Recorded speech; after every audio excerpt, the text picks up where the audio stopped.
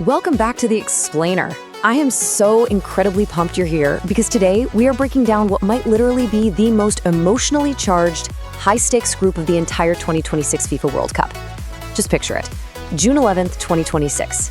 The atmosphere at the iconic Estadio Azteca in Mexico City is absolutely electric. You've got over 80,000 fans roaring as the opening match of the tournament kicks off. We're looking at Group A. That's Mexico, South Africa, South Korea, and Czechia. It is a wild mix of massive host nation pressure, legendary farewells, and some truly miraculous underdog stories. Okay, let's dive right in. Here's a quick roadmap of what we're covering today. First, Group A and the ultimate drama surrounding it. Second, Mexico's haunting fifth game curse. Then, South Korea's talismanic farewell. After that, we'll look at the dangerous dark horses, break down the tactical clashes and matchups, and finally, get into the predictions and projected standings. Let's start with Part 1, Group A, the ultimate drama, history, pressure, and the 48-team format. You know, this group is about so much more than just X's and O's on a whiteboard. It's fundamentally about history, immense pressure, and completely new tournament dynamics. Which brings us to the massive, overarching question that's going to define this entire group. Can the hosts actually survive the crushing pressure of a nation? Mexico is co-hosting this tournament, meaning they're playing their first ever World Cup at home since 1986. They're dragging decades of psychological baggage onto the pitch for that opening match against South Africa. And fun fact, that matchup is an exact callback to the opening game of the 2010 World Cup. Just to give you a sense of the landscape here, look at how tight the gap is between the heavyweights and the underdogs. Mexico sits at 15th in the world, right? But South Korea is breathing right down their necks at 22. Then you've got Czechia at 44 and South Africa at 61, rounding out what is genuinely one of the most wide-open groups in the entire competition. There's no runaway giant like a Brazil or a France here to just dominate and steal all the points. Honestly, it is anybody's game. Which brings us to Part 2, Mexico's fifth game curse, or La Maldición del Quinto Partido. So, manager Javier Aguirre has been brought in to study the ship, but man, he's carrying a heavy historical burden. It's known as El Quinto Partido. It's this agonizing, deep-rooted psychological obsession in Mexican football to just reach the fifth match, the quarterfinals of a World Cup. It's a feat they literally haven't achieved since 1986, which happens to be the very last time they hosted.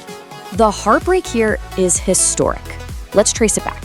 In 1986, they reached the quarters at home. Amazing. Then, from 1994 all the way to 2018, they made it out of the group stage 7 consecutive times, only to get knocked out in the round of 16. Every single time. And then 2022 happened. Complete national trauma. El Tri failed to even advance past the group stage. So 2026, this is absolutely their ultimate chance for redemption on home soil. And at the very center of this redemption arc is the number 6, legendary. 40-year-old Mexican goalkeeper Guillermo Ochoa is joining an ultra-exclusive club alongside Lionel Messi and Cristiano Ronaldo as the only players in the history of the sport to feature in 6 World Cups. Even if he ends up being the backup to Raul Rangel, Ochoa's symbolic presence in that locker room, absolutely massive. All right, moving on to Part 3. South Korea's talismanic farewell, the Tajik Warriors' unbeaten run. South Korea's campaign is really defined by one core truth. When one of the world's finest attackers is playing potentially his last World Cup, expect him to be deeply motivated. We are, of course, talking about 33-year-old captain Son Heung-min. He's South Korea's all-time top scorer, their completely irreplaceable talisman, and he is carrying the hopes of an entire nation on his shoulders for one final glorious run. But, and this is important, manager Hong Yangbo's squad is definitely not just a one-man show. Not at all. They boast a totally world-class European spine. You've got Kim Min-jae at Bayern Munich, who is arguably the best defender in this entire group. You've got Lee Kong-in at PSG, this technically precise playmaker who can just unlock any defense. And then obviously, you have Son up top. This team has genuine depth and the technical chops to dictate matches against literally anyone. Now let's look at Part 4, the dangerous dark horses, South Africa and Czechia. Czechia's path to North America is honestly straight out of a movie script. Okay, first, they suffer this humiliating 2-1 loss to the Faroe Islands in qualifying. They are in total crisis mode. So what do? They appoint a 74-year-old coach, Miroslav Kubek, literally days before the playoffs. And then somehow they survive 2 absolute nerve-wracking penalty shootouts in just 5 days to book their ticket. You survive that kind of chaotic drama, and it forges an incredibly tough, hard-to-beat squad. Now for South Africa, the crucial point is the number 16, because that is how many years South Africa has been absent from the World Cup. Bafana Bafana are finally back for the first time since they hosted it themselves in 2010. Guided by Hugo Bruce, they're bringing this deeply united, highly expressive, and predominantly domestically based squad, and they are absolutely starving for a major upset. That takes us to part 5, tactical clashes and matchups, where the games will be won. Let's break down match day 1 at the Azteca. On one hand, you have Mexico's high press. It's a 4-3-3 anchored by their brilliant captain Edson Alvarez, where they'll be looking to dominate possession and really feed off that roaring home crowd energy. In stark contrast, South Africa is going to employ a deep block.